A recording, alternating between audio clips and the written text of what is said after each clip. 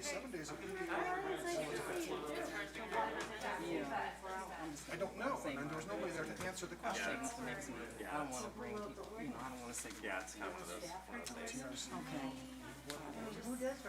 But there was nobody there from the Yeah, I school mean, to talk. That's fine. I mean, anywhere, And I said, I'm not in favor of 24/7 weekends. I think that's overkill, and it's not paying attention to the people around the neighborhood, or even the use. It's just not rational. Bring back another proposal. yeah. Also, for small business Saturday, I will, Sean is not here, but I'll just read a little statement that she wanted to give. So. I'm sliding over, okay. Over one here.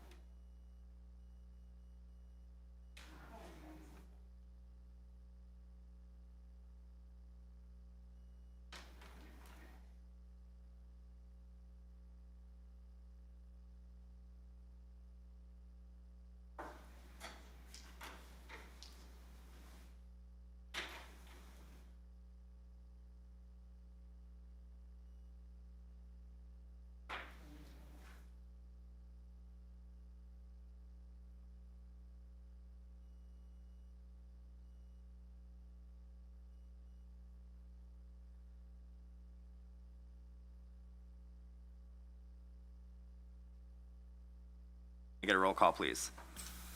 I show all counselors present. Thank you. Item 2 is Pledge of Allegiance. May we all stand, and then please remain standing after for a moment of silence for Officer Dan Daly. Pledge allegiance to the flag of the United States of America and to the republic for which it stands, one nation, under God, indivisible, with liberty and justice for all.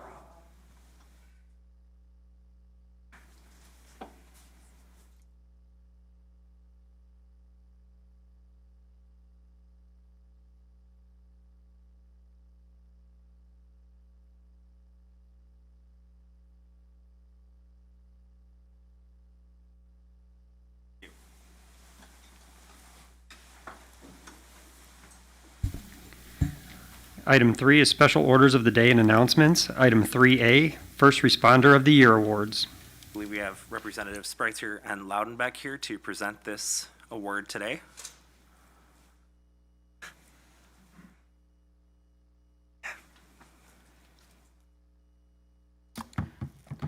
Could I have Deputy Chief Murray come up and join me? Thank you, Council President Anderson, for the opportunity to be here. A couple of weeks ago, the State Assembly recognized first responders from across the state of Wisconsin, and we each had a chance to recognize a first responder from our legislative districts. But it's an honor for both of us to be here to share that recognition tonight, given that we each recognized someone from here in the city of Beloit, given that I was not able to personally recognize Deputy Chief Murray at that State Assembly ceremony, it's a particular honor to be able to do that here in person tonight. Deputy Chief Murray is someone who my office has certainly relied on extensively over time as we have had questions about legislation that would impact fire or paramedic protection, as well as someone we've been able to reach out to when we've had constituents who have had particular issues that perhaps the fire department might be able to help with. And so that, in addition to what we're officially recognizing him for, which is his leadership at the department, and specifically his leadership during the COVID pandemic. And so I'd like to read the citation recognizing him as a 2021 Hometown Hero and 45th Assembly District First Responder of the Year. Whereas Joseph Murray Jr. serves the city of Beloit with honor and distinction as Deputy Chief of the City of Beloit Fire Department, and whereas Deputy Chief Murray has been nominated by citizens of the 45th Assembly District for the honor of the First Responder of the Year for our Assembly District, And whereas Deputy Chief Murray has served residents in the city of Beloit as a firefighter and paramedic since 1994, and whereas Deputy Chief Murray has led COVID-19 mitigation and vaccination efforts through the Beloit Fire Department by creating policies that have prevented workplace spread of COVID-19, developing a mobile vaccination clinic using fire department ambulances, and serving in the City Emergency Operations Center. And whereas first responders from across Wisconsin are being recognized in the state capitol with a Hometown Hero Award for their service and sacrifice, now therefore, Representative Mark Spreitzer, on behalf of the Wisconsin State Assembly, and State Senator Janice Ringhand, hereby recognize Joseph M. Murray Jr. as the First Responder of the Year for the 45th Assembly District in recognition of his selfless dedication and service to our community. Congratulations.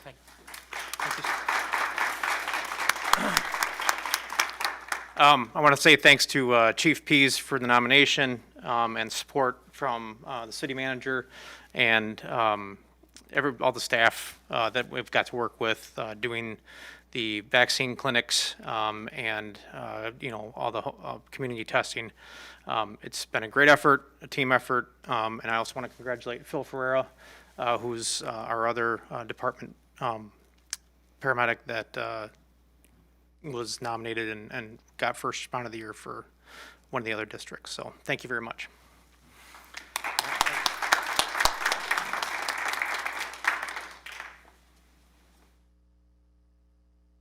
Representative Loudenbeck. My notes here. So, good evening, and it's nice to see everyone. I'm Amy Loudenbeck from the 31st Assembly District, and I was able to be in Madison for the ceremony. It was really nice to recognize first responders from across the state, our frontline workers. We had a really nice program, and I was able to meet Acting Lieutenant Ferrara and his family. He had his parents, he had his wife, he had his brother, and his kids all came to the Capitol. And so we had a really special program. So I want to just share a little bit about Acting Lieutenant Ferrara. He has been serving the City of Beloit Fire Department since 2004. In addition to his firefighter and paramedic duties, Acting Lieutenant Ferrara takes on extra responsibility by assisting with fire safety outreach programs and work with at-risk youth. Ferrara recently retired from the U.S. Navy Reserves after 18 years of service.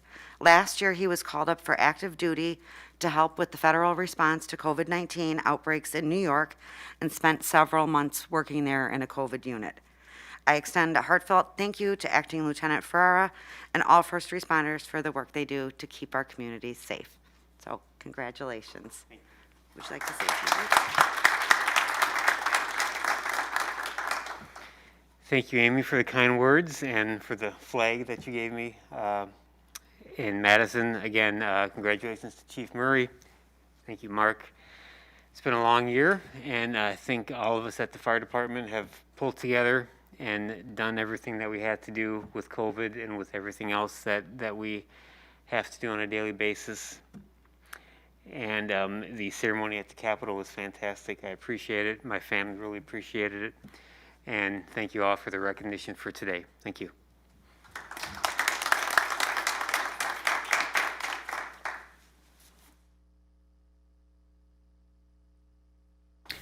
Item 3B, proclaiming November 27, 2021 as Small Business Saturday in the city of Beloit.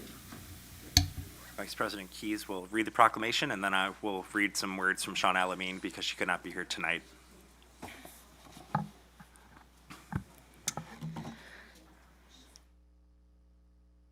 Whereas Small Business Saturday was launched nationally in 2010 in an effort to support local shops and expand a community's economy, and whereas there are over 31.7 million small businesses in the United States, with 461,525 small businesses in Wisconsin.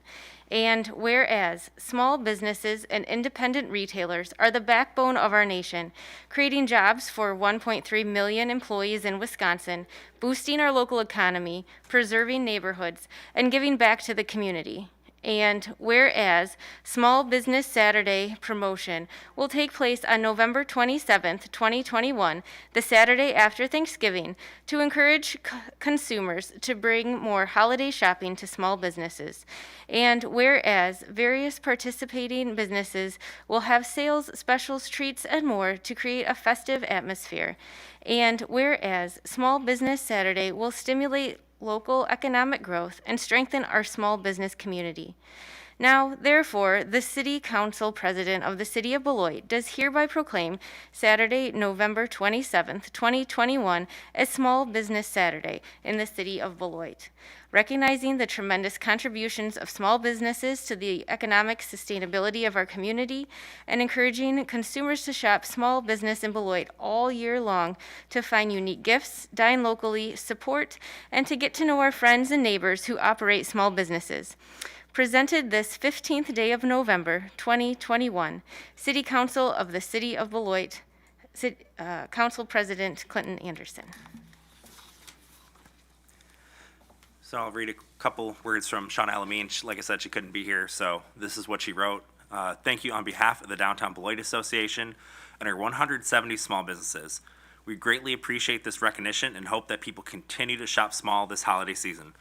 Join us for many events that can be found on our website at downtownbeloit.com. Item 3C, proclaiming AIDS Memorial Quilt Display at the Beloit Public Library.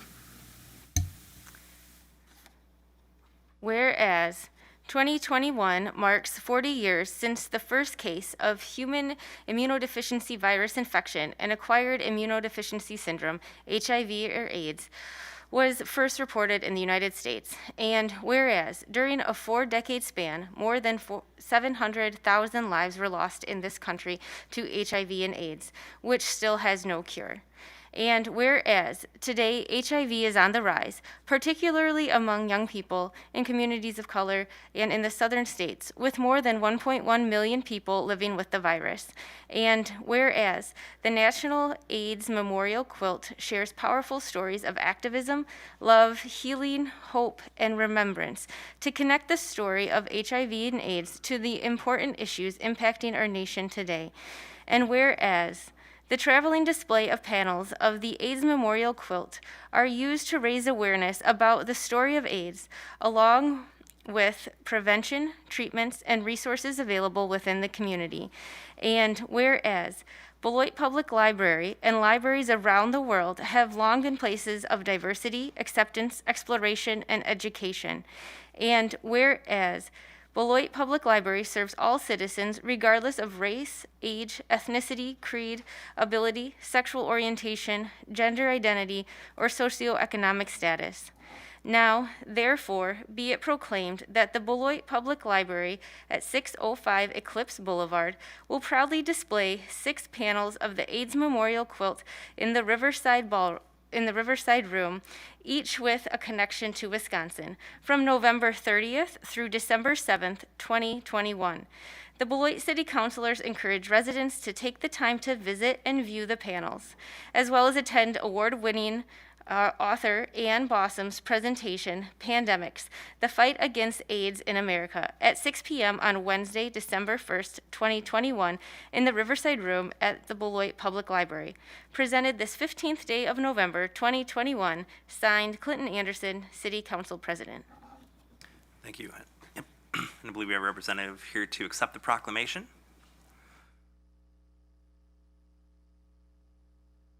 Thank you. I am Jenny Schomburg, and I work at the Beloit Public Library. And I just want to thank the council and all the council members for supporting this proclamation. This is an important issue because the impact of AIDS and HIV on individuals, families, and communities can sometimes be underestimated, which is why Beloit Public Library is honored to be able to display 6 panels from the AIDS Memorial Quilt. I was inspired to bring the quilt to Beloit after reading. I'm a true librarian. I always bring my books with me. After reading Ann Bossum's book, Viral, The Fight Against AIDS in America. In her book, she recounts the history of the AIDS crisis and how it continues to inspire hope and activism around the world. Ann's program will be held at the library on December 1st, which is World AIDS Day. And I hope you will join us in commemorating the day. And thank you again for supporting the library and this initiative. Thank you. Thank you.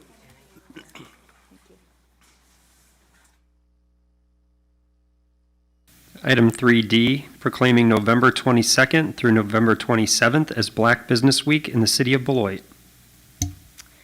Whereas Black business owners account for about 10% of U.S. businesses and about 30% of all minority-owned businesses. And whereas nearly 40% of Black-owned businesses are in the service industry, including healthcare and social assistance, repair and maintenance, auto dealerships, consulting services, restaurants, barbershops, and beauty salons. And whereas the second annual Black Business Week in Beloit is November 22nd through 27th, 2021, when Rock County Jumpstart will collaborate with Vicki Lynn, founder of the Black Women in Business Beloit Expo, to encourage the community to remember to spend their holiday dollars with Black-owned businesses. And whereas on Saturday, November 27th, 2021, Rock County Jumpstart, along with Community Action Incorporated, Associated Bank, and Visit Beloit will co-host a Black Vendor Expo, where Black-owned businesses in the Rock County area will have an opportunity to sell their products and services to the community.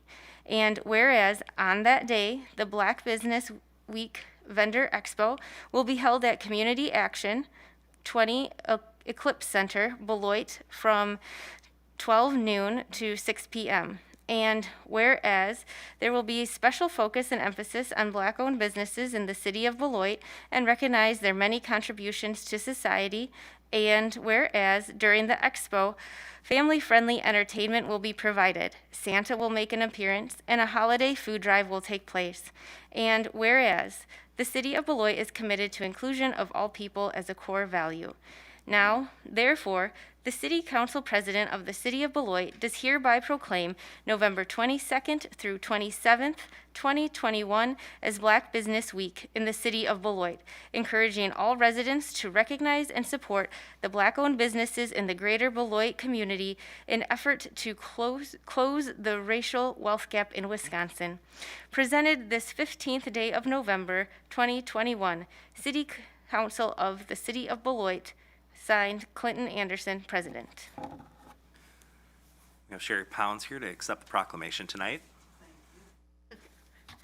Hi, I'm Sherry Pounds, and as an advisory board member of Rock County Jumpstart, I'm proud to accept this proclamation on behalf of the Black business owners and entrepreneurs that have served Rock County. In the past 2 years, we've seen several entrepreneurs take a chance and create businesses and nonprofits to serve and strengthen our community. Next week is the time to celebrate their efforts for the hard work they have put into our community. Beginning Monday, there will be a celebration to kick off Black Business Week at the Beloit Historical Society. Space is limited, and more information will be found on Rock County Jumpstart's website. And of course, as mentioned, we will be ending the week with the Small Business Expo. There will be family fun activities for children, including a DJ, face painting, and a visit with Santa. And of course, those 30 wonderful vendors that should have a little something for everyone. So we hope to see you all there. Thank you. Thank you.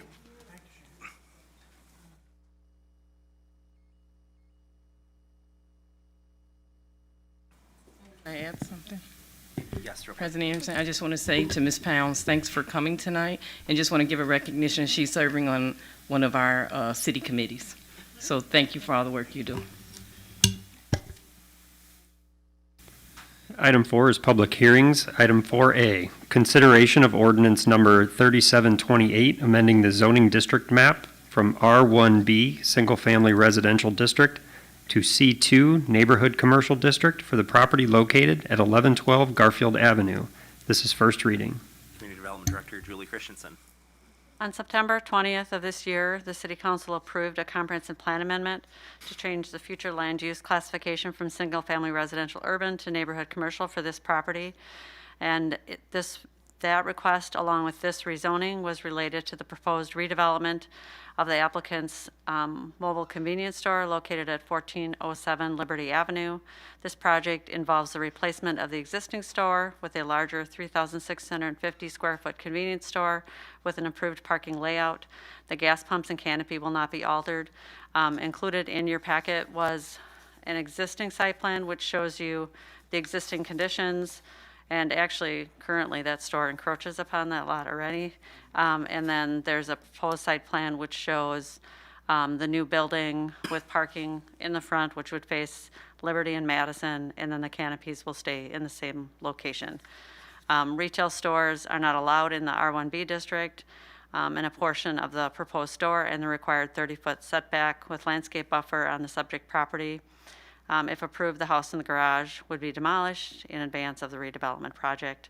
Plan Commission reviewed this application on October 20th and voted 4-1 to recommend approval. The one nay vote was over a concern for an encroachment into the residential neighborhood and that we would be losing one house as part of this. All the neighbors were notified. The mailing list is at the back of the packet, and we did not receive any comments or concerns from the neighborhood. This is on your agenda for layover tonight. Thank you. This time, the public hearing is now open. Would anyone wishing to speak in favor or opposed to this item, please come forward at this time. Second call. Third call. Public hearing is now closed. Do I have a motion to lay this item over? I so move.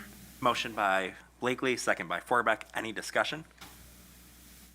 If not, all those in favor say aye. Aye. Any opposed? Motion carries. Item 5 is public comments. We've reached a point of the agenda where members of the public may come before us and speak to us about any item that may come before us in the future. Council may not act on any requests, but may refer that person to a staff person if necessary. We ask you to keep your comments to 3 minutes or less and refrain from any personal attacks. Mr. Clerk, do we receive any written comment today? No, we did not. Okay. Would anyone else wish to speak tonight? Second call. Third call. Public comments now closed. Item 6 is consent agenda. All items listed under the consent agenda are considered routine and will be enacted by one motion. There will be no separate discussion of these items unless a council member so requests, in which event the item will be removed from the general order of business and considered at this point on the agenda. Would any council member like anything removed from the consent agenda? Yes, Councilor Preschel. 6G. 6G has been removed from the consent agenda. And 6D, please. Okay, Vice President Keys has removed 6D. Would anyone else like anything else removed from the consent agenda? If not, the consent agenda consists of items 6A through 6C, 6E, 6F, and 6H. Do I have a motion to approve? I make the motion to approve. Motion by Forbeck, second by Duncan. Any discussion? If not, all those in favor say aye. Aye. Any opposed? Motion carries. Item 6D, consideration of Resolution 2021-153, authorizing award of Public Works Contract C21-24, Beloit City Hall, second and third floor security upgrades. I believe our Public Works Director, Laura Williamson, is going to give a brief presentation on this. Good evening. You have before you a resolution that would award a contract to CCI Construction for the upgrades to second and third floor City Hall. This is the second phase of a long-term phase program here at City Hall for safety and security improvements. All city business as is conducted now will continue to be at City Hall. This will not impact the forum or first floor, so residents can still come here for bill payment, any questions, and certainly to be able to pay bills online as you currently are doing now. This project would be anticipated to start in early January and looks to be completed by the end of May. Excellent, thank you. Do we have a motion to approve? So moved. Motion by Preschel, is there a second? Second by Duncan. Any questions or discussion? Yeah. Vice President Keys? I just want to say thank you for sharing and going over that. As my purpose of removing was another way to communicate with the public with the timing of the closing or keeping the second and third floor closed, as well as when it would potentially be open. So I thank you. Thank you. Any other discussion? I just have a comment about the wisdom of how this has been funded. I mean, everybody knew this was going to be happening, and so there has been money set aside, and I congratulate everybody for doing that, as usual, good job. Thank you. Any further discussion? If not, all those in favor say aye. Aye. Any opposed? Motion carries. Item 6G, consideration of Resolution 2021-165, authorizing award of Public Works Contract C21-25, Cranston Road Corridor, Phase 1. I believe either Laura Williamson or our engineer, Scott Prindiville, will be here to answer any questions and give a brief presentation. Good evening. You have before you the award of a contract to Rock Road to complete construction improvements along Cranston Road. This corridor has been under study for quite some time, and looking at our traffic history there, predominantly looking at speed and vehicular crashes. Based upon information that we received from a traffic consultant, it was provided to us in a study that we would do restriping along Cranston Road to reduce it from a 4-lane to a 2-lane or one-way bi-directional traffic to help us with crashes as well as with speed. This project would start in the end of November, and we anticipate it being completed by mid-December, weather dependent. We recognize that we are going into some of the colder months right now. There are provisions in the contract for that in the event we need to do any type of touch-up over the painting in the spring, we certainly can do so. If we are anticipating any inclement weather, we certainly would not be laying down any of the striping on the pavement at that time. We have also had an opportunity to hold 2 public information meetings prior to this construction. Public input was considered during that time for the improvements that are being planned for this road. In anticipation of this contract possibly being awarded this evening, staff has reached out, to the businesses near the Milwaukee-Cranston corridor. We've reached out to them, explained to them what the project is going to be, what the timeline is for that. We have not received any negative comment, except for one party that was interested in more just how traffic would be distributed, so we did answer that question. We also have another public information meeting that is planned for November 22nd. Postcards have been sent out to the neighborhood residents, many who were sent the same information for the 2 public information meetings that we held previously. So we're very excited. This has been long awaited. We are very much happy to be able to get these improvements done to help us with some of the speeding and the crash. Happy to answer any questions. Thank you. Before we Stay get up there. the questions or comments, do I have a motion to approve? I so move. Motion by Vice President Keys, second by Forbeck. Any questions or discussion? Yes, Yes, Counselor Preschel? many. I wanted this pulled out of the consent agenda because I have many questions about the timing of this, as we go forward here. I want to be very, very clear. I do not, I agree with the plan. I agree with the need for the plan.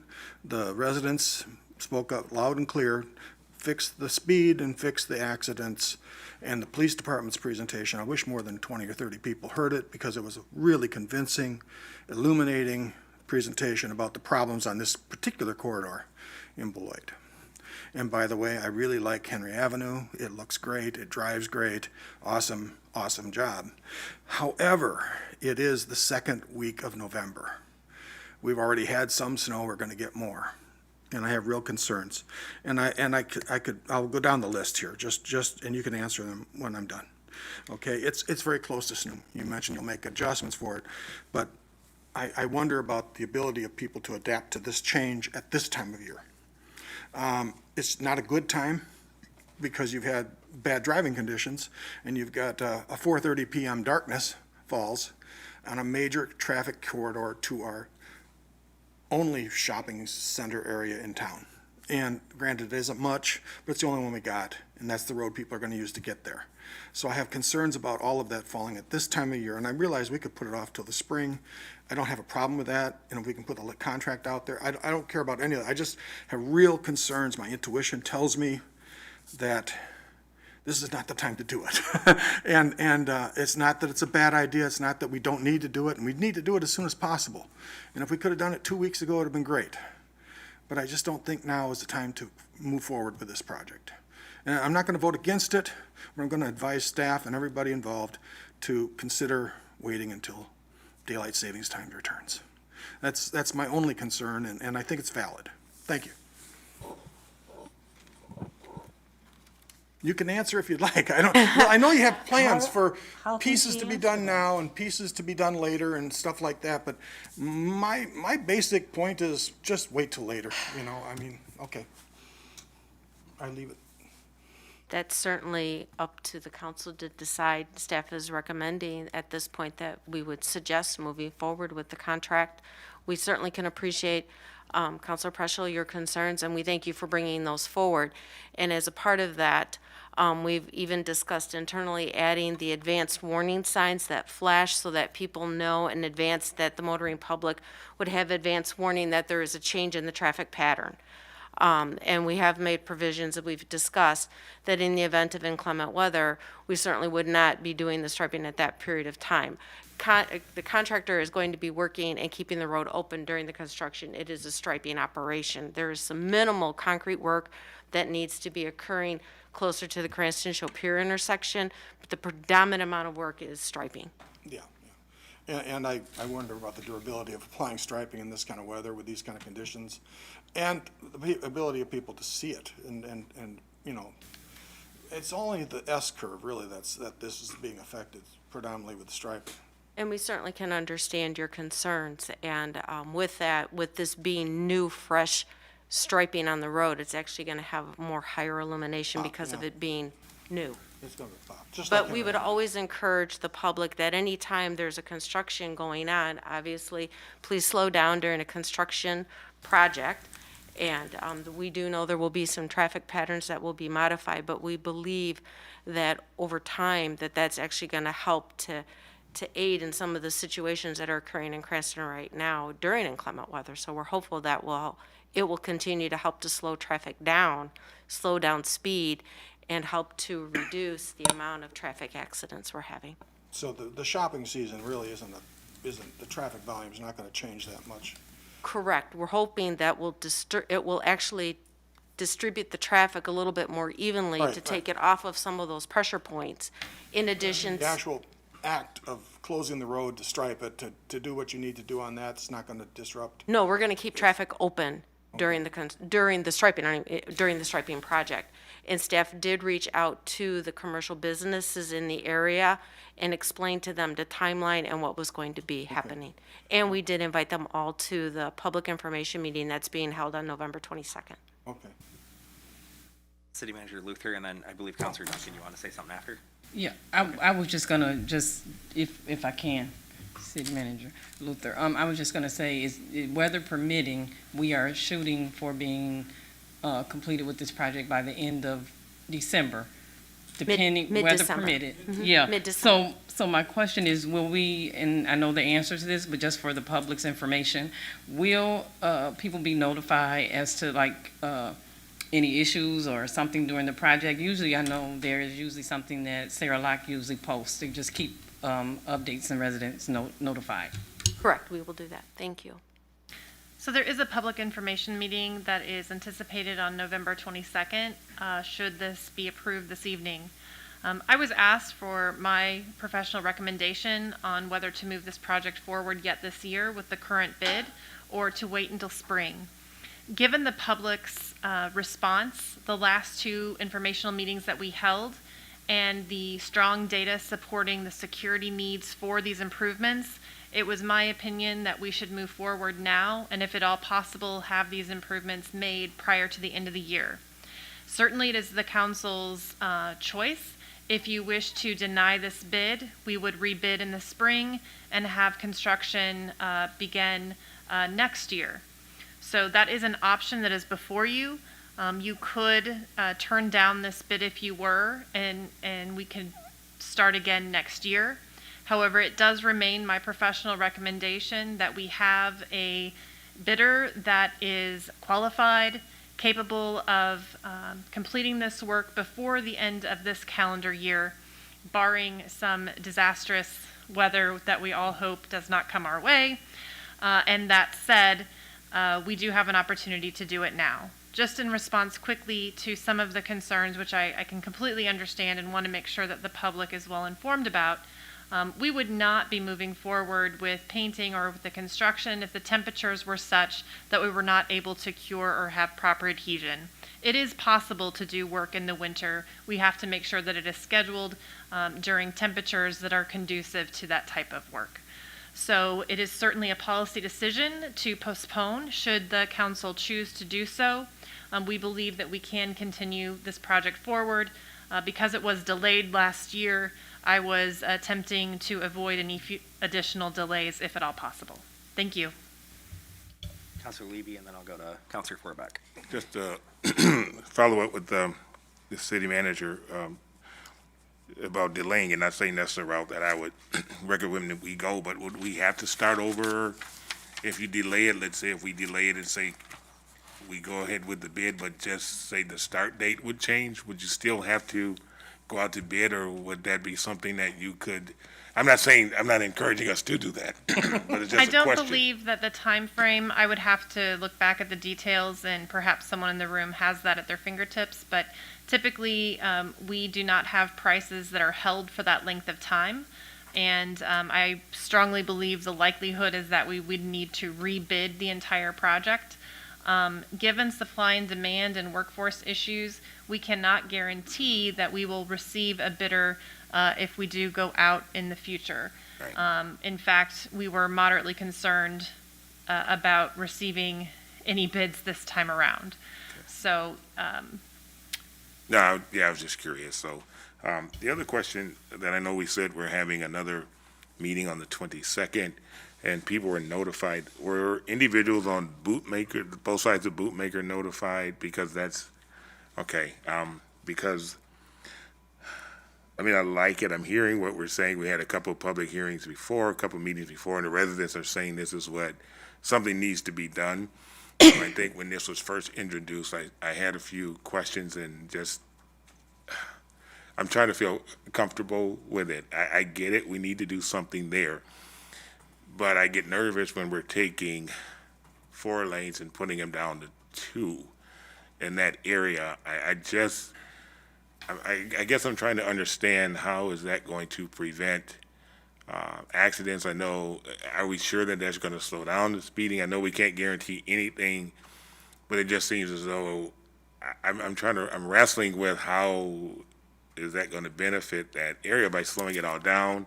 I guess I'm really concerned now that individuals who you can't turn left onto Bootmaker, so those individuals will have to go another block or turn the block before to go home. And if I live right on the corner of Cranston and Bootmaker, I still have to make a trip down the road. It may not seem like a lot, but I'm just trying to wrestle my head around the whole picture. I get it, there's something needs to be done. I guess I'm just really wrestling with it. I am, because it just seems as though we're condensing the traffic, which we are, but if it's already dangerous, would it be more dangerous if we are now going from 4 lanes down to 2, taking away people who can't turn? The biggest piece for me also is, I think if this gets approved this evening, we're going to have to do a great job of somehow communicating this to the public, because as kind of Mark said, this is a major thoroughfare, and people, they're going to see the signs, but by the time you see the signs, you're right up on it, so I don't know. I'm not saying, I'm just struggling a little bit. I think I could live with it, but I'm just really right there right now. Mr. Council President, if I may, and then staff can elaborate. We did hire a professional firm to conduct a traffic study along this corridor so that we would receive the best data available on what can be done to slow down traffic and reduce the number of accidents along Cranston Road.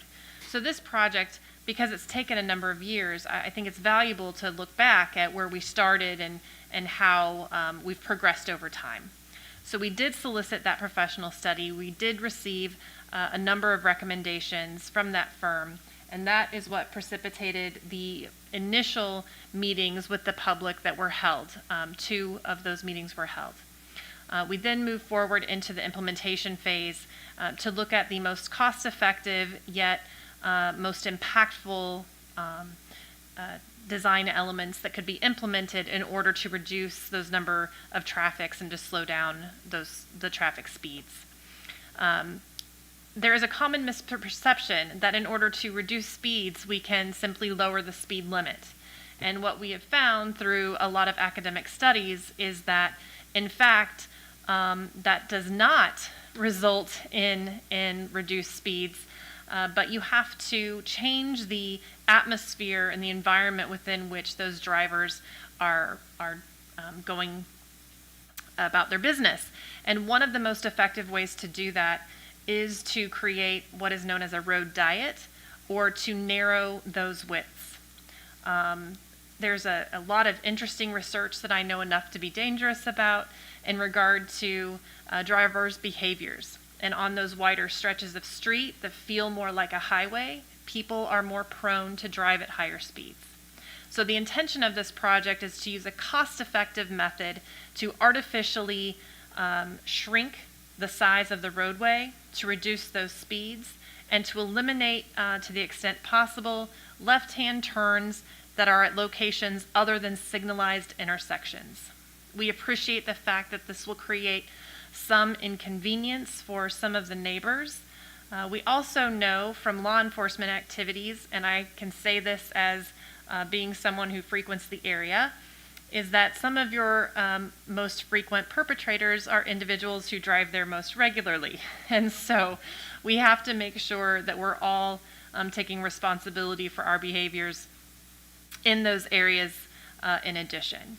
But this is a circumstance where I feel comfortable stating that doing nothing is worse than doing something, in my opinion, in order to try and address.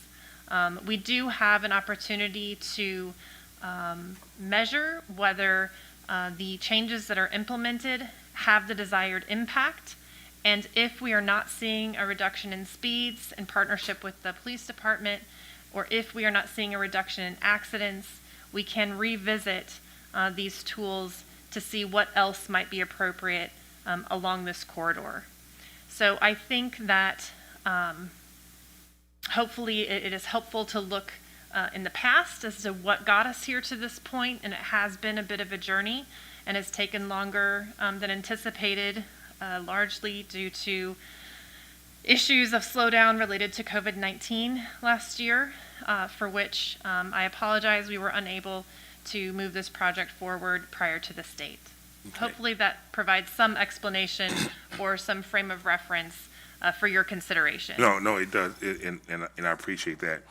The other 2 questions that I have then, so once the project starts, if it's approved, are we gonna see where we're gonna have to reroute the traffic at any time, right at that corner or in that area, where when the project starts, are we gonna have to send that traffic someplace else? And if so, where do we send it to? Because I can just visualize the residentials getting bombarded with a bunch of traffic, so I don't know if we're gonna have to reroute that traffic for a little while, or?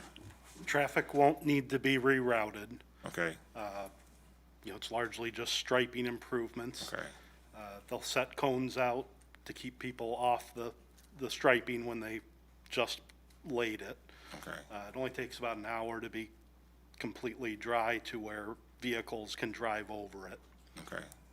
And then the other thing is, so the meeting on the 22nd, is that mainly to meet with the residents to say, okay, it was approved, we're moving forward, pretty much, because there's Pretty much the last meeting with them to tell them we're moving forward, to let them know the time frame with which it's gonna happen. The postcards went out to the same people that have been informed before about the public information meetings. It's about 500 of them. It included both the neighborhoods on both sides of Cranston Road. So it's a rather substantial amount of people. And then the businesses that are along the Milwaukee/Cranston corridor there. Okay, and for the city manager again, then, and Sarah does a great job of communicating things to the social media.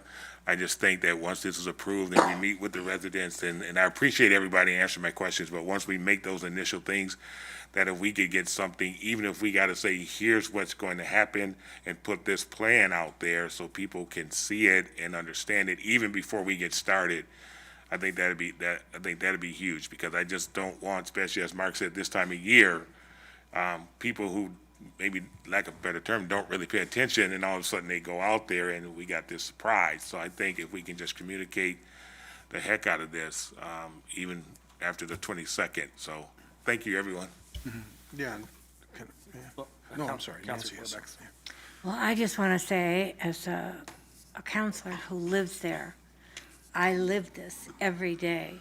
And there are a couple comments I want to make. Number one, the city is keeping our promise from last year when we had our 2 meetings. And people are terrified. It is a terrifying thing to go out onto Cranston. I mean, cars are going 60 miles an hour there. So as a city and how we should handle ourselves, the sooner the better. I know that the professionals that are handling this will pay attention to all the things you know about and we don't, as far as what has to happen and what kind of weather, et cetera. But I am delighted, and I'm telling you, every one of my neighbors is, to have this happen before there is just a horrendous, horrendous accident with deaths out there, again, will be wonderful. So thank you.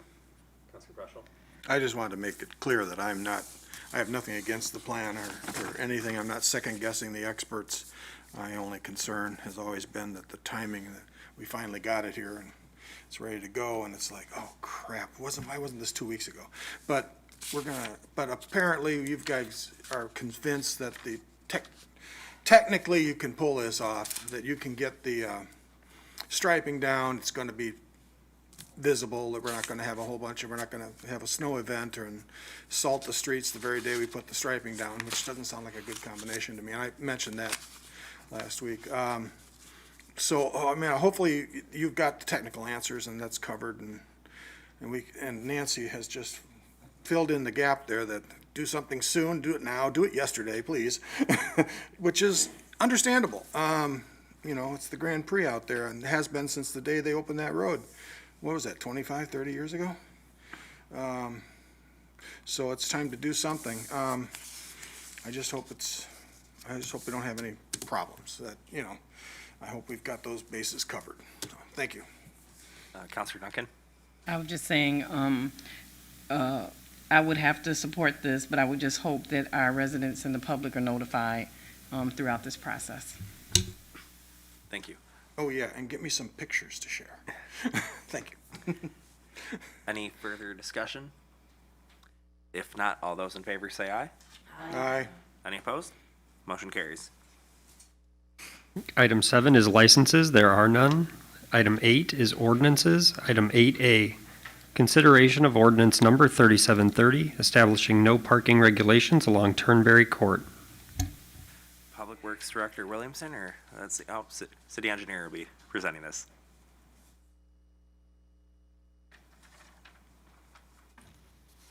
Yeah, before you have ordinance number 3730 to establish no parking along Turnberry Court. This was a request that came in from the residents of the condominiums there. This was heard before TRC, Traffic Review Committee. The Traffic Review Committee voted unanimously to establish these no parking regulations. This is the first reading. Thank you. Do we have a motion to lay this item over? Motion by Blakely, second by Forbeck. Any discussion? Not. All those in favor say aye. Aye. Any opposed? Motion carries. Item 8B, consideration of ordinance number 3731, establishing a 15-mile-per-hour speed zone along Turnberry Court. This is first reading of an ordinance for the same area on Turnberry Court.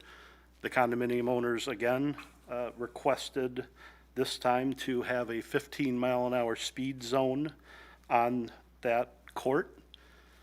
This also was a traffic review committee. Traffic review committee recommended to not install a 15-mile-an-hour speed zone here, and instead rather just have it remain at the statutory 25 miles per hour. Thank you. Do you have a motion to lay this item over? Do you have a motion to lay this item over? Motion by Vice President Keys. Is there a second? Second by Councilor Duncan. Any discussion? Councilor Preschel? No, we discussed this at the Traffic Review Committee, and Scott, you'll have to fill in the gaps on that because I may not be very accurate, but there's really no precedence for doing this in the city of Beloit. I would hate to start here with this. There's really no need for it. It's a statutory 25-mile-an-hour limit. Obviously not going to do that in that kind of neighborhood. And again, sign fatigue. Nobody pays attention to signs. As a 20-year retailer, I understand signs don't really sell things. And so, Scott, if you go on and fill in the gaps on that, I can. I just would not be in favor of moving this forward. Just let it drop and be I done really with it. think the engineer and Councilman Preschel just nailed that. My mom always wanted me to be an engineer. Any further discussion? If not, all those in favor say aye. Any opposed? Yay. That motion fails unanimously. Item 8C, consideration of ordinance number 3732, establishing a loading zone along Forest Avenue between McKinley Avenue and Cleveland Street, south side. This ordinance is here for first reading. This was a recommendation that came from the school district. Currently, along Forest, there are signs that restrict parking during school hours. This is a request to remove those signs and install loading zone signs. Loading zone signs allow for dropping and picking up students, but don't allow for parking. There is a representative from Gaston Elementary here. Jason Wilhelm is the assistant principal, and he's available if you guys have any questions. Traffic Review Committee voted unanimously to recommend installation of the loading zone. Thank you. Do you have a motion to lay this item over? So moved. Motion by Duncan. Is there a second? Second by Vice President Keys. Any discussion? Councilor Preschel? I was a little surprised when the TRC committee recommended this move ahead. The biggest thing I have, and that's a serious concern of mine with this, is the existing no parking is school hours only. And the loading zone, and this came out at the meeting, will be 24 hours a day, 7 days a week, weekends, every time, all the time. So there'll be no parking on that side of the street. And I'm not sure anybody really understood the difference of this, between this proposal and what exists now. Right now, it's no parking during school hours. It could be loading zone during school hours, but that's not what's before us. That's not what is in this ordinance change. I'm not even sure it's allowed. But I, as a person that looks at this street, it's a side street, it's not a major thoroughfare, and if I were living across the street, having a family reunion or holiday get-together, I would be really mad if my relatives and friends got ticketed for parking in a loading zone on a holiday weekend when there's no school. This just seems to me it's a little counterintuitive. So I'm not going to support this measure, and for that reason alone, unless somebody can explain to me why it needs to be 24/7, 7 days a week. And I haven't heard from any neighbors. A lot of people, for all I know, they're all rentals. I didn't look it up. Normally I would look stuff up, but I didn't. They don't realize what the responses should be on this or something. So I'm just going to go against it only because of that. I don't see a good reason. Come back with a better proposal, I'll support it. Makes perfect sense, but right now, it doesn't seem sensible to me. Councilor Levy? I guess I was headed down that same road with Mark asking, what did the residents say and why the need for the change? So I guess I would want to listen to the assistant principal, if he could explain to maybe why that came, why is this coming forward, or why did you present this, or if he could come up to the mic and just address it, because I'm just kind of curious as to. Before Mr. Wilhelm speaks, I will say that in response to Mr. Preschel, Councilman Preschel's concerns, we did send a letter out to all the residents on the other side of Forest, notifying them of the change, notifying them that it did restrict parking 24 hours a day, and invited them to come to this meeting if they had any concerns.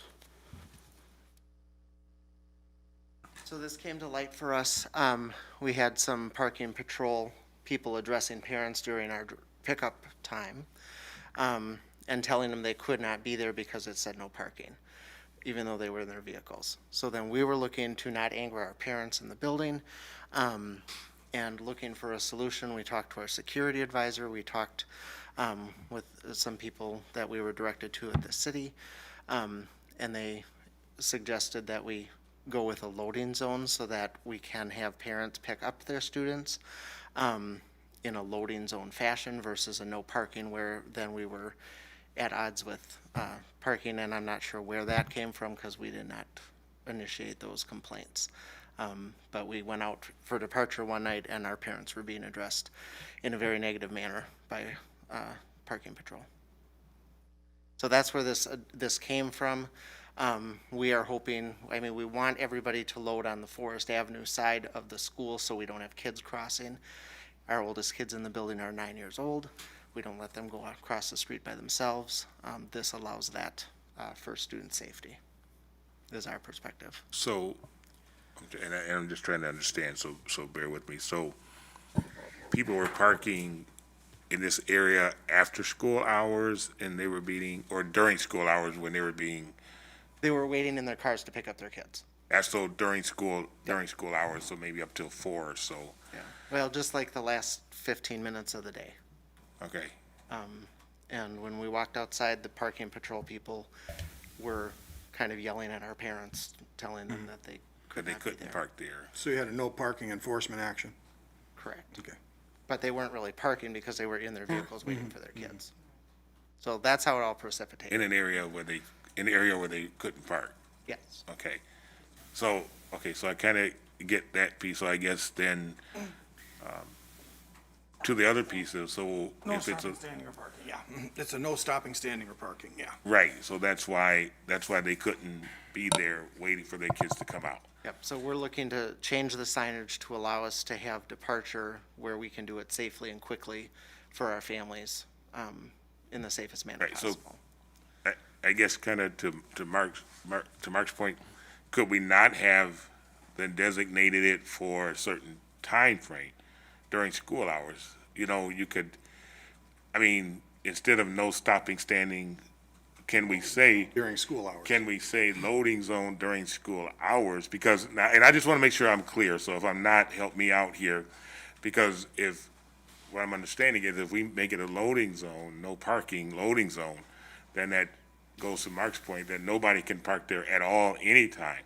So I guess if we're doing this for the safety of the students, could we not just say loading zone from 6 a.m. to 5 p.m.?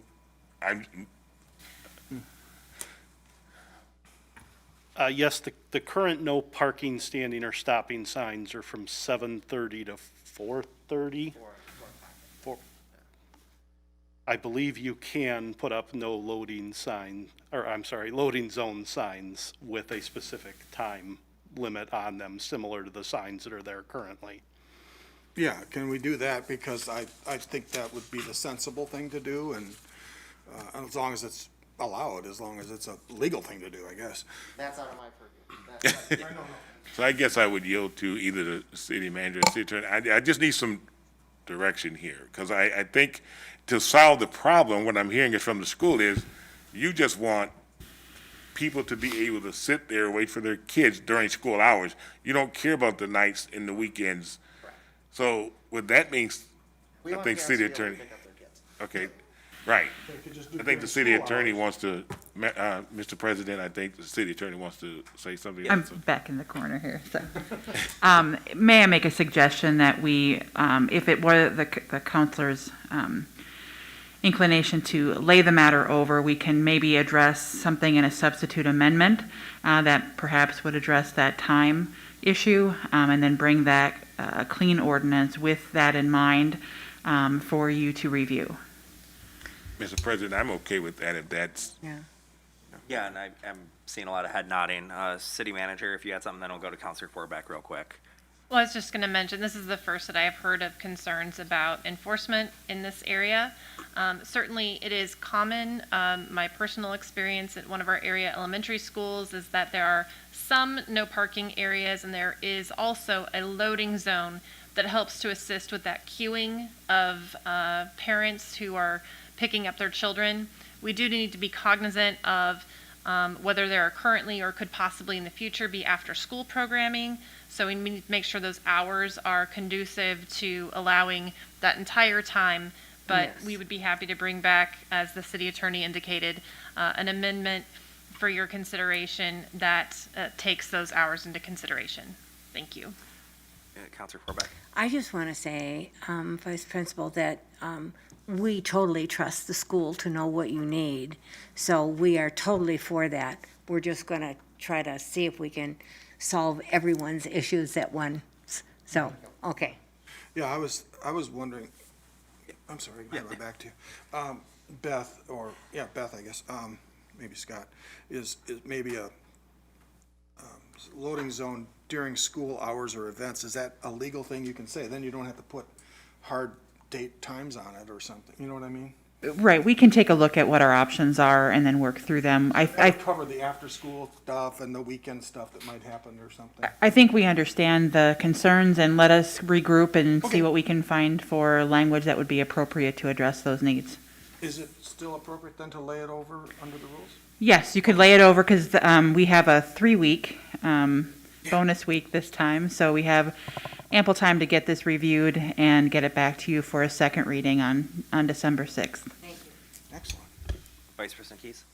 I just want to reflect on the potential amendment with the timing, or with a recent traffic change that we had on another elementary school. It was stated that having an area where you can park close by is helpful for like the holiday events and different events with family. So just to kind of another thought of having parking available in the after hours could be helpful for those school events. Yeah, and if there's no other discussion, I'd just like to chime in. You know, I'm not personally opposed to it as written. I think it's a good compromise what we're suggesting here.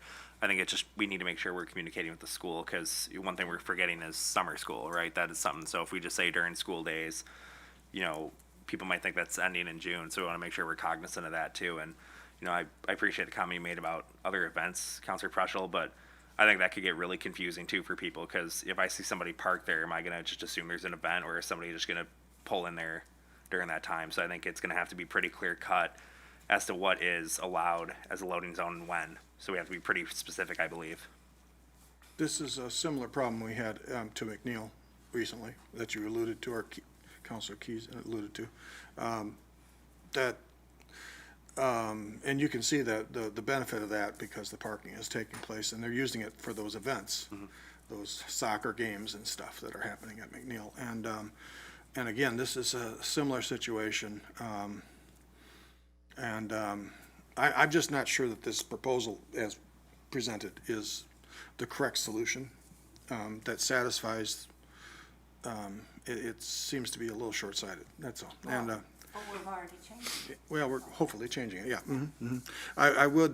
I mean, this is nothing on the school representative here and now, but this is like the third time a traffic issue has come before us, and the school district wasn't here at the committee meetings or the earlier meetings to answer questions, and we waited and waited. So this is, again, a problem we've repeatedly had. It's nothing against your assistant principal, but it's a repeating problem that we run into when these issues come before us.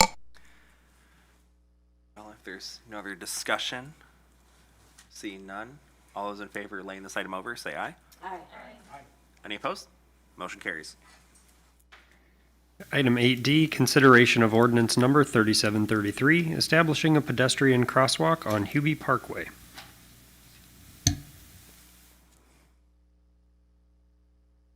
Again, this is first reading for an ordinance to establish a crosswalk on Hubie Parkway adjacent to the hospital.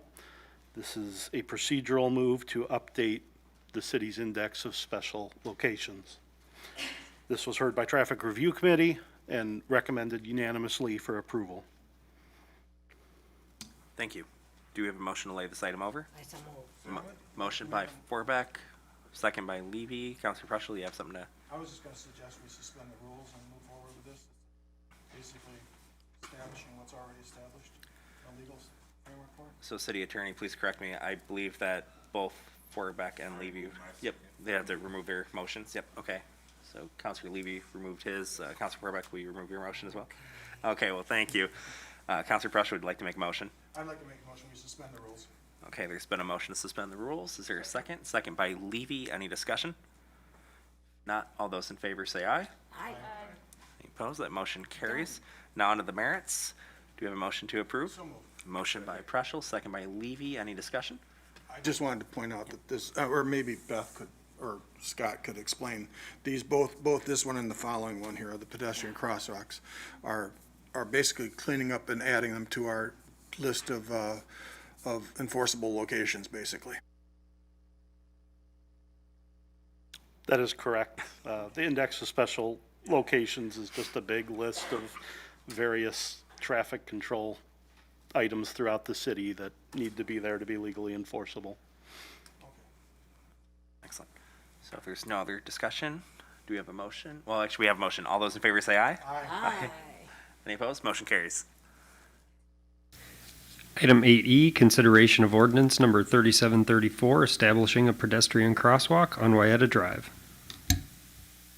First reading of an ordinance for a pedestrian crosswalk on Wayetta Drive. This connects the business there to the parking lot, which they had installed across the street. Again, a procedural move to update the index of special locations. This also went to Traffic Review Committee and was recommended for approval unanimously. Thank you. Do we have a motion? I'd make a motion to suspend the rules again? I second.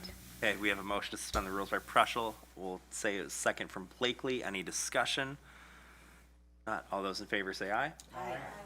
Any opposed? Motion carries. Now to the merits. Do we have a motion to approve? Motion by Preschel, second by Forbeck. Any discussion? If not, all those in favor say aye. Aye. Any opposed? Motion carries. Item 9 is appointments. The individuals named below have been nominated for a seat on a city board, committee, or commission. Each nomination is subject to confirmation by the city council.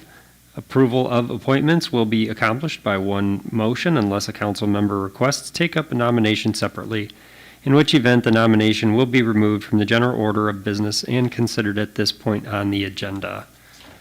Do we have a motion to approve? I'll make a motion to approve. Motion by Duncan, second by Levy. Any discussion? Not. All those in favor say aye. Aye. Any opposed? Motion carries. Item 10 is councilor activities and upcoming events. Start with Vice President Keys. Thank you, President Anderson. I just want to start with extending our heartfelt condolences to the family of Officer Dan Daly's and the Beloit Police Department family. I know that there's no words to lessen the pain and grief right now. And so just know that we're going to continue to lift you up with our thoughts and our prayers. I want to share one thing today, and that's that November is National Homeless Youth Awareness Month. And this is very important because it has been identified to be a significant issue in our community. And I'm going to share from the school district of Beloit. We have identified 348 children or youth who are experiencing homelessness this year. The district works very hard to, with wraparound services for these children to ensure their well-being. Robin Stute is the homeless liaison, or Robin Stutt, excuse me. And there's opportunities for everyone to help with this outreach. And they are currently doing a gift card drive to help with food and basic needs. And so I just want to encourage the community to reach out to Robin at the Beloit Learning Academy so we can all support our students in need. Thank you. That ends my report. Counselor Levy? Thank you. Just quickly here, I think before we get together again, we'll be celebrating Turkey Day. So I would like to take this opportunity to wish council, staff, citizens a very happy Thanksgiving. When you sit at the table or whatever you do this year, be thankful of who's around you, be thankful of what you have. Oftentimes we get bogged down in the hustle and bustle of the world and what's going on, that we often forget about ourselves and family. So I'm encouraging everyone this year. It's been a couple tough years with COVID and everything, to sit down, reflect on family.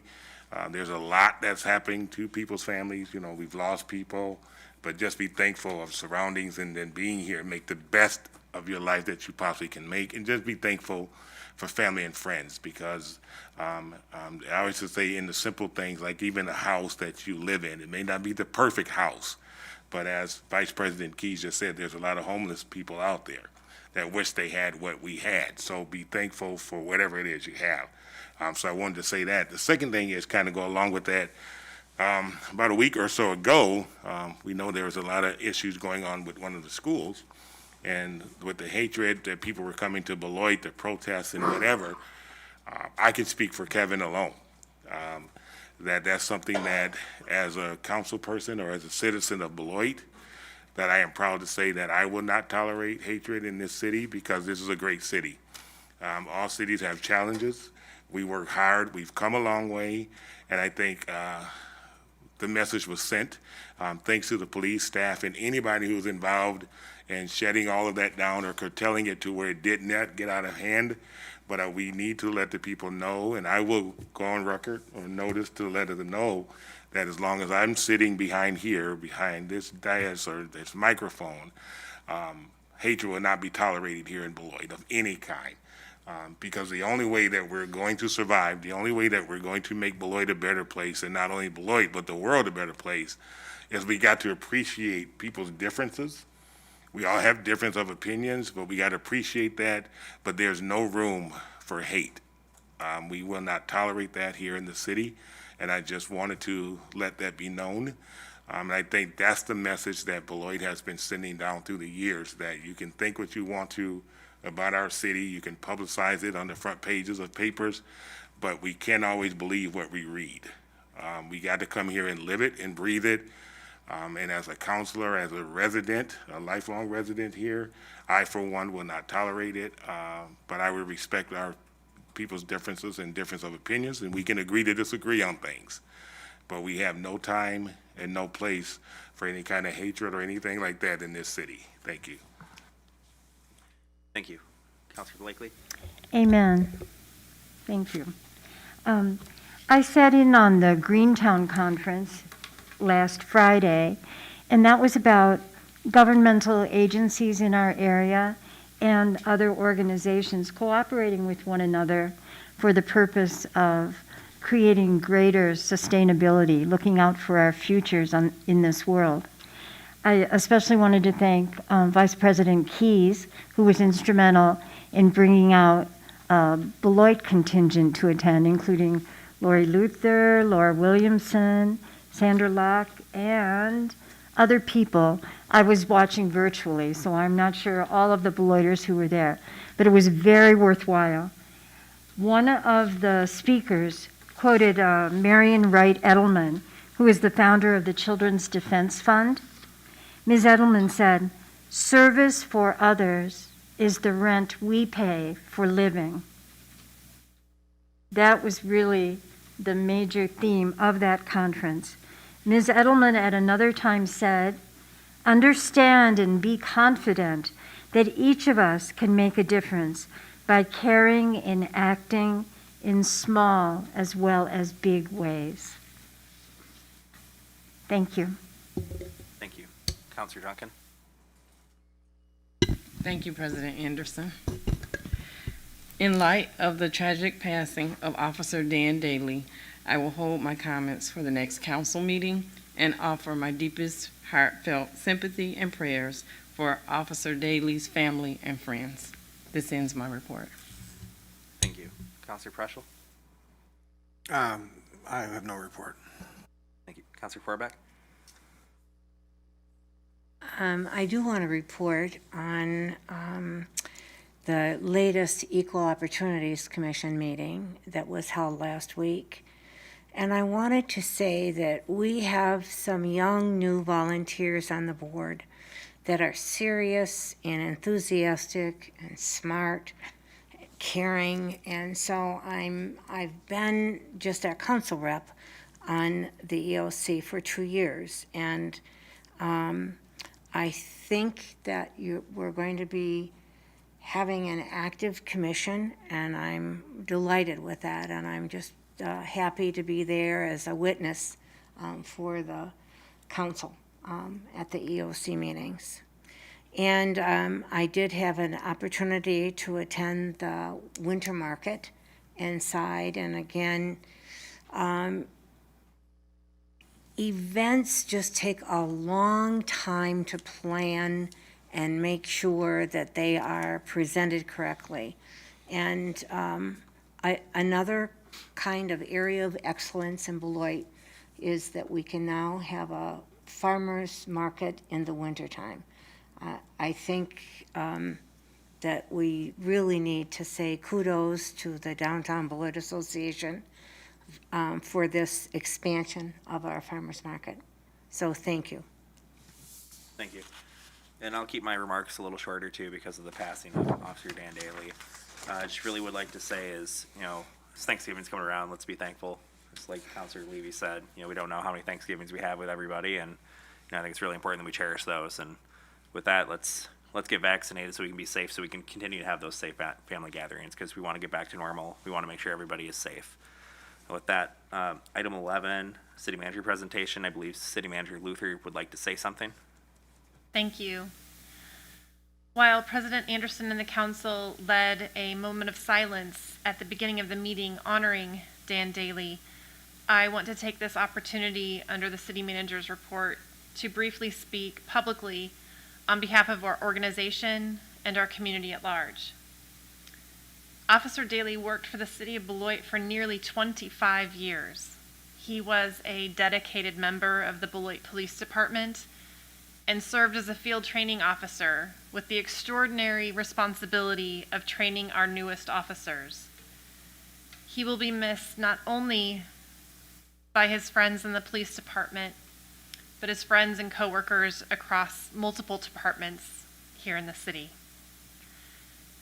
Police Chief Sales is not present this evening at the City Council meeting because he was participating in the law enforcement procession.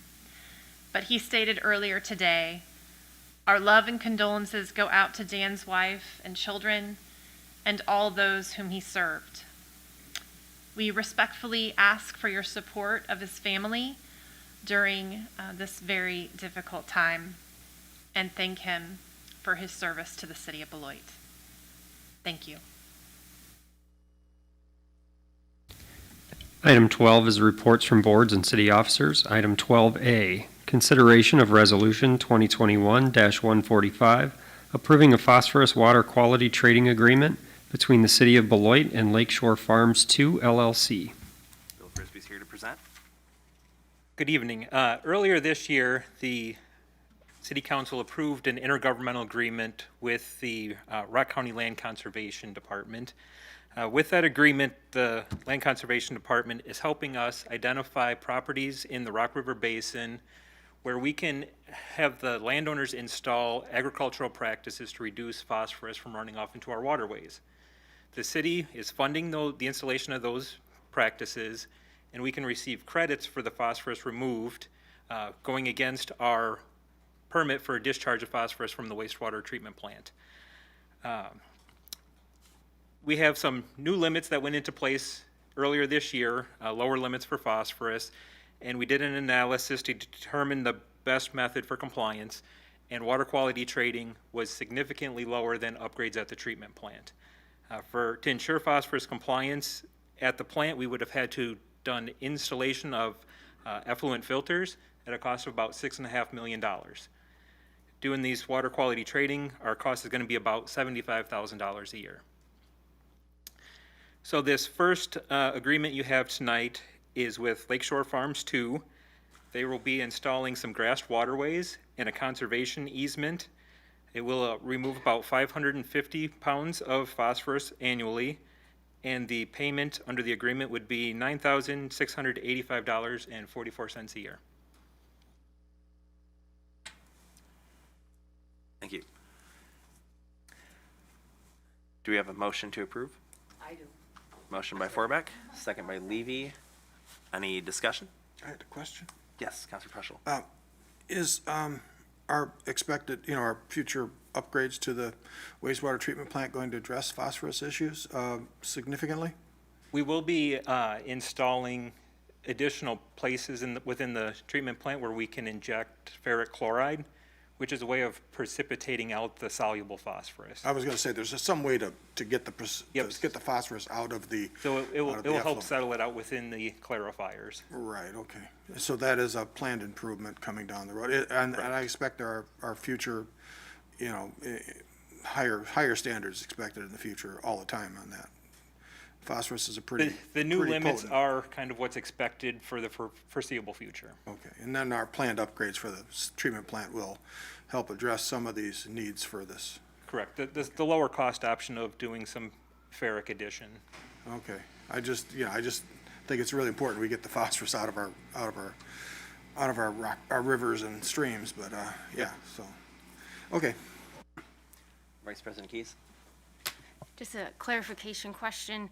Is this where the testing or these new regulations are applied to, is that downstream of, is it in the river or downstream? And so thus, by mitigating phosphorus runoff upstream, the total sum of the phosphorus will be at the level, correct?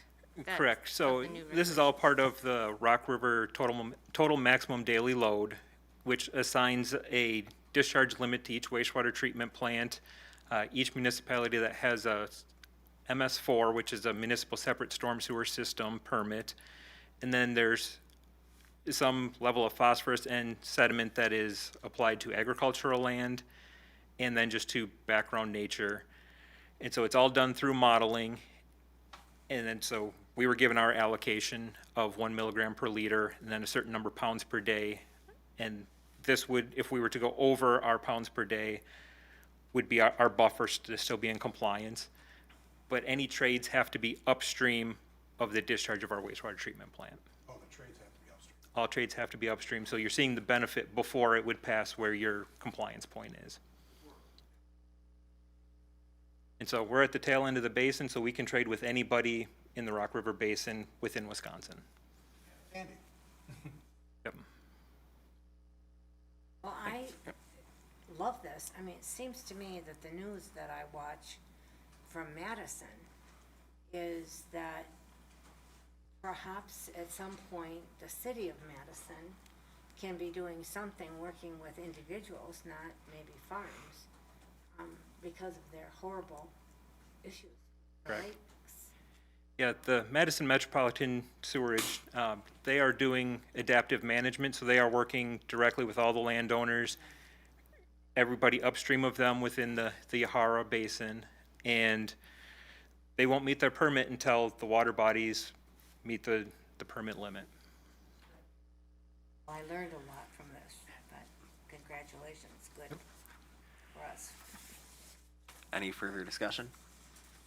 I would just like to thank you for your work in our packets because it was a lot of information, but very informative. Thank you for that. You're welcome. City Manager Luther? I just wanted to publicly acknowledge Bill Frisbee and the work that he's put into this particular project. This is a very innovative approach. It is a new approach, and I think that it not only has an economic benefit, but it certainly has a sustainability benefit. And I think that what staff has presented you with is an excellent alternative to really help us get to the root cause of many of these issues. And I'm just incredibly proud of the work that they've done on this. So thank you. Thank you. Any further discussion? If not, all those in favor say aye. Aye. Any opposed? Motion carries. Thank you. Item 12B is consideration of Resolution 2021-146, approving a phosphorus water quality trading agreement between the City of Beloit and Wilhue Acres LLC. So same as the last one, this agreement is with Wilhue Acres, and they are installing grassed waterways and a conservation easement. So a conservation easement is just cropland that's taken out of rotation and planted with long-term vegetation. Very similar to the state's Conservation Reserve Program. With this one, we will be getting roughly 85 pounds per year of phosphorus credit for a total cost of $2,678.62 per year. Excellent. Motion by Levy to approve, second by Duncan. Any discussion? Not, all those in favor say aye. Aye. Any opposed? Motion carries. Item 12C, consideration of Resolution 2021-147, approving a phosphorus water quality trading agreement between the City of Beloit and Janice M. Britton Trust. Again, same thing. This one's with Janice M. Britton Trust. They will be installing filter strips and a conservation easement. This agreement would be for 464 pounds per year. Annual payment, $20,777. And the one difference with this one is this agreement is only for 5 years to start. The landowner asked to do 5 years, and if all goes well, there is an option for another 5 years. And all water quality trading agreements have a life of 10 years maximum from the state. So once these were to expire, we would move on to other agricultural properties within the watershed. Excellent. Motion by Levy to approve. Is there a second? Second by Counselor Preschel. Any discussion? If not, all those in favor say aye. Aye. Any opposed? Motion carries. Item 13 is adjournment. Your motion to So adjourn? moved. Motion by Duncan, second by Vice President Keys. Any discussion? If not, all those in favor say aye. Aye. Any opposed? Motion carries. We're now adjourned. Thank you, everybody.